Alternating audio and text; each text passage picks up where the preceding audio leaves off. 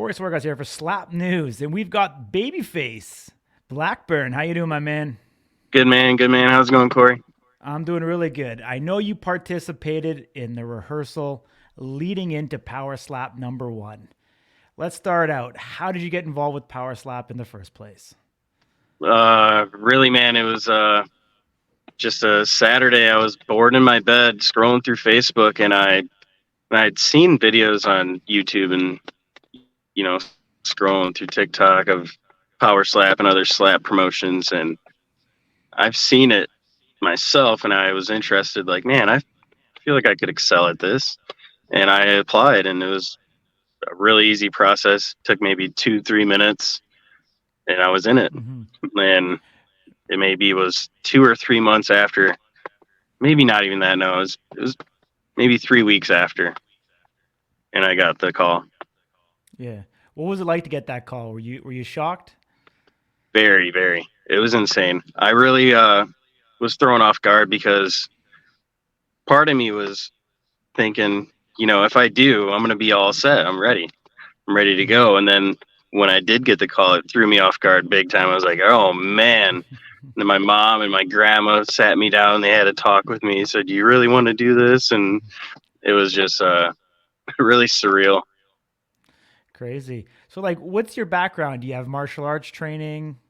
Actually, none at all, honestly. And that's the crazy thing, I think, Mm-hmm. is I'm one of the only ones that came into this competition that had no MMA training at all.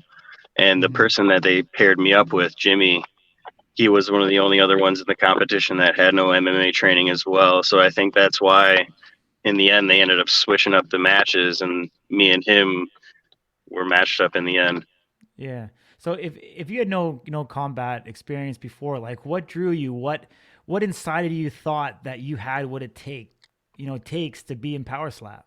I mean, in sports and stuff growing up, I really was just always a hard nosed kid, and I Mm-hmm. always attributed my, small size and small stature. I just didn't let it bother me. I hit you any other way, and I'll take Mm-hmm. the hit from you as well. So I was never scared in that sense that, people might be bigger than me. I'll take you on either way. It doesn't matter. Mm-hmm. And I think that really attributes to why I wanted to do this. Yeah. I mean, now we're seeing that the smaller guy seems to be having a bit more of an advantage right now, in regards to the actual the height debate and the angle and the trajectory that slaps are throwing. So it might actually work to your advantage. So when you actually get that call, did you change anything in your training at all to start to prepare for it? I mean, honestly, no. I mean, I got to Vegas, and Mm-hmm. that's when we had our training and practices and whatnot, going to the UFC Apex facility and whatnot. Yeah. And How that was was the all really, Apex? oh man, it was unreal. Like being able to go there as a regular person, Mm-hmm. blew my mind. Just being able to be in the same building as all the professional fighters and being in the lobby as Peter Yan was checking in at the same time I was checking in, it was wild to me. Mm-hmm. Did you ever think that you'd be seeing, the brass of the UFC and seeing all these UFC legends? Did you ever think that would happen to you? um, Not in the sense that it has, not in me competing in a professional slap fight that, Mm-hmm.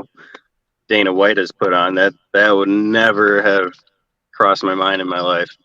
Like Mm-hmm. it's definitely mind blowing for me. Yeah. Like, where'd you grow up? Sorry, I didn't ask you before. Uh, just south of Detroit in a little town called Wyandotte, Michigan. Okay. Really, it's downriver is the area I grew up in. Moving around and whatnot, but mainly Wyandotte. Okay. How is it there? Like, is it a good neighborhood, rough and tough neighborhood? It's not really rough and tough. It was really good, honestly, growing up. Mm-hmm. I lived on a one-way street, and we played hockey and basketball on the street and whatever growing up, and Mm-hmm. dodging the car coming, Yeah. Yeah. stuff like that. It was really good growing up with a good group of kids. They were all Mm-hmm. athletic, and that's another thing I attribute myself to is growing up with a great group of kids that they all were in sports in the same school as I was, or you know Very cool. just playing outside, skateboarding. We were always at the skate park, Yeah. rollerblading, biking. We had ramps, rails, all that kind of stuff. We were Hmm. growing up and always outside. Yeah. Did you play organized hockey at all growing up? No, not hockey. It was Okay. football and Okay. wrestling. I did a little bit of track. Gotcha. Gotcha. Very cool. So, what do you think it was on your application that sparked the interest of the recruiters of Power Slap? And that was wild to me too, because I was questioning it with everyone on the blue team when we were going to Hmm. practice. It's like, how many people really applied? Hmm. And I asked Frank and I asked Erica, and they said just over 1,000 people applied in about 2 weeks or so, and Hmm. they pulled 20 of us. Crazy. So I was like, oh, out of everybody, how you gonna pull me with no experience of MMA at all? There had to have been Hmm. hundreds more with MMA experience, and it was just me saying, I'm tough, hard nosed person that really has always been competitive in life. Hmm. Everything I've always touched and been wanting to be good at, that I've Yeah. tried to be good at, it's always been not a problem. If I put my mind to it, I'm really going to be good at something, whether it be slap fighting or, I attribute a lot of my, you know, I guess athletic ability to kendama, the Japanese skill toy. Very cool. Yeah. I've never heard of it, but on the application itself, was there any questions that you thought were weird or different, or was it all just kind of straightforward? It was, a lot of it was all pretty much straightforward getting to know you as a person. The ones Hmm. that threw me off were, did you have any MMA background? Because I just had to leave it blank. Hmm. And, everyone that I talked to on my team, they were at least, an amateur fighter with a few fights. Hmm. Or, a lot of the guys that I met that were on the Power Slap 1 card, they were pro fighters with, 15 fights. Travis Aragon, Yeah. he's Yeah. got a bunch of fights on his belt. Yeah. But to me, being competing with the same caliber of guys that I was with, I didn't feel out of place. Good. I was just going to ask you that. Getting up there, seeing the other guys that were recruited at the same time of you, like, what was your confidence level like? Looking around that room. I mean, when I came to the hotel, I think I got there Sunday night. I flew Hmm. with another guy on the blue team, Cole Young, Hmm. and we met on the plane right away, and we talked about Power Slap right away, and that was pretty cool. But we got there Monday morning. They were rushing everybody out for medicals. They had a bunch of medical stuff to get done as soon as everyone got there. Hmm. So me and another guy, which ended up being Jimmy, who I fought, we hit it off right away going to medicals, and we ended up hanging out the whole week. Very But cool. I mean, for me, when they changed everything up at the end like that, when me and Jimmy been hanging out, Hmm. and they were like, "Oh, now you guys got to fight," and then all of a sudden we were supposed to be third fighting, and then we had to leave the whole thing off. That was insane to me. I had to really like psych myself up big time for that. Yeah, yeah, cool. I believe Cole Young is trained by Dwayne Crespo before the entire experience. I think he's from New York, correct? Yeah, yeah, yeah. Yeah, very cool. Not having the experience, obviously getting in there, being able to train with your coaches. Were you with Ryan Phillips or were you with the Yeah, Mountain yeah. Man, The King of Kings, man. the King of Kings? Awesome, awesome. What did you learn from him that allowed you to get up there on stage and be confident in your abilities? Really, he pushed technique more than anything. Mm-hmm. He wanted to instill in us that it's not about going up there and hitting a home run swing. Mm-hmm. You want that to happen.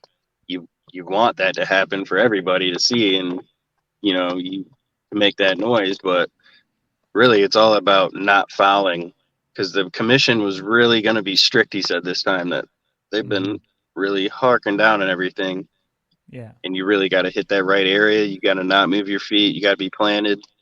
Good technique is the way to go. That's how he coached us. Awesome. Awesome. So what song did you walk out to that night? I I had tried to switch it last minute, honestly. I'm a metalhead, so I had to walk out to some metal. I walked out to Cannibal Corpse, from Skin to Liquid. It's an instrumental. Okay, okay, nice. And so you guys opened up the night, so you didn't have to wait too long for your match to happen. You get No man, up there, it was honestly really, all of it happened really fast when we got to the arena. yeah. We all had to, test for the in front of the commission. We had to test, and then after that got done, we were all waiting in the back, and then it was boom, boom, boom. And then all of a Hmm. sudden, I heard my song on. I'm like, oh, here we go. Yeah, yeah. And as soon as I heard it like about to break down, I bust through the doors and like I went Super Saiyan, man. It was insane. I just like you let out a big yell. I remember, Hmm.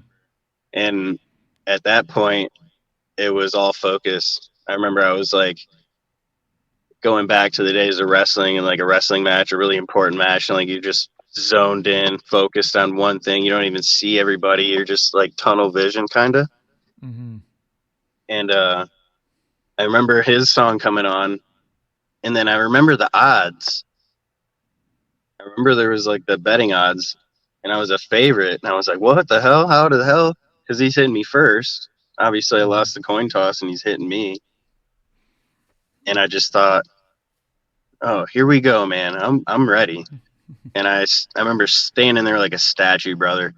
I Hmm. looked through Jimmy, and he's my friend, man. I watched him Yeah. practice all week. Like we were practicing the same gym and everything, hitting the same bob. Hmm.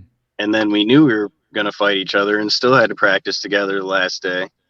And I just remember, man, this guy hits fucking hard. And I told him to fucking bring it on the Hmm. weigh-ins. Yeah, yeah, I said, bring it because I'm gonna smack the dog shit out of you. And he fucking brought it because I will say this, and I told all my teammates on the blue team this, and everyone knows this already. After he lined up and everything, he did the three and let it rip. That's when I like went on autopilot. I really like astral projected or something because I came to after the match happened. We went back to medical and I signed the paper and everything perfect with a perfect signature. yeah. And Hmm. then they rushed us back to the hotel on the bus right after because we weren't allowed to stay and watch it all. So I remember coming to, and I have my bag with everything in it around my neck, and I am holding both the checks in my hand, and I'm looking down at them, and it says one for show and then one for win, and I got the paper behind it, the medical paper that says I'm all good, my cheeks red, whatever, Hmm. and then the TKO, second round TKO, and I remember getting on the bus like, what the hell happened, you guys? And everyone was like, yo, you blew the roof off the place, and I was pretty stoked. Crazy. So after he hit you the first time, you didn't remember anything until you got onto the bus. I really was on autopilot, and I told Yeah. Michael Bisping before the match. We had an Hmm. interview the day before Hmm. for rehearsal or like weigh-ins and stuff. So I told him, I said, I'm a dog, dude. I know I'm a dog. I was raised hard, you know. I was raised with tough people. I am tough. This is just who I am, and I know I'm gonna excel at this. And Hmm. I know he had to announce something about that because I fucking took that hit and I didn't go down. Everyone else goes down when they get knocked out. I was on my feet, I guess, and I hit Hmm. a buzzer beater to hit him back. You know how you get a minute? Yeah, yeah, yeah. So I hit a buzzer beater to hit him back, and then he hits me again, and then I hit another buzzer beater, and then he couldn't get up after that. He said because of the wrestling mat underneath him, it was all squishy and his feet were all wobbly. Gotcha. Gotcha.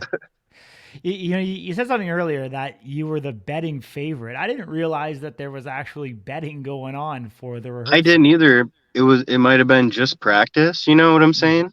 But I Yeah, yeah, yeah. remember that was one of the last things I heard Hmm. after his music went off. Interesting. So from the actual commentator, or did you see it on the screens? I I I remember hearing it. I don't know if it was Bisping or someone else, but I remember Hmm. hearing Yeah. minus 185 odds or something like that. Crazy, crazy. and then he hits me, and then I just autopilot and knock him out somehow. I don't Yeah. know how I did it. Yeah. So that night after, you get back to the hotel, that was a Thursday. I'm pretty sure they flew you guys out on Friday, if I wasn't mistaken. Is that correct? I flew back home on Friday morning. Yeah, Yeah. So were you able to rip it up on the city? Did you go out? Did you celebrate? Like what happened afterwards? I didn't want to go, and because I'd been to Vegas and done the whole hurrah last Yeah. summer, so to me it was, I wanted to go do a couple of shows, and AJ Mm-hmm. Hints ended up going to a couple of shows I wanted to try and make, but Yeah. after that I was like, you know what, I'm just gonna chill out. I'm gonna Yeah. eat. I'll have a couple of drinks at the bar under the hotel, and then I went home. Nice. Have you talked to the brass of Power Slap since? Kind of what's the next steps for you?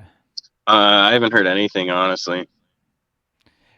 But from the sounds of it, you made an impression, so I'm assuming you're expecting your phone to ring here pretty soon.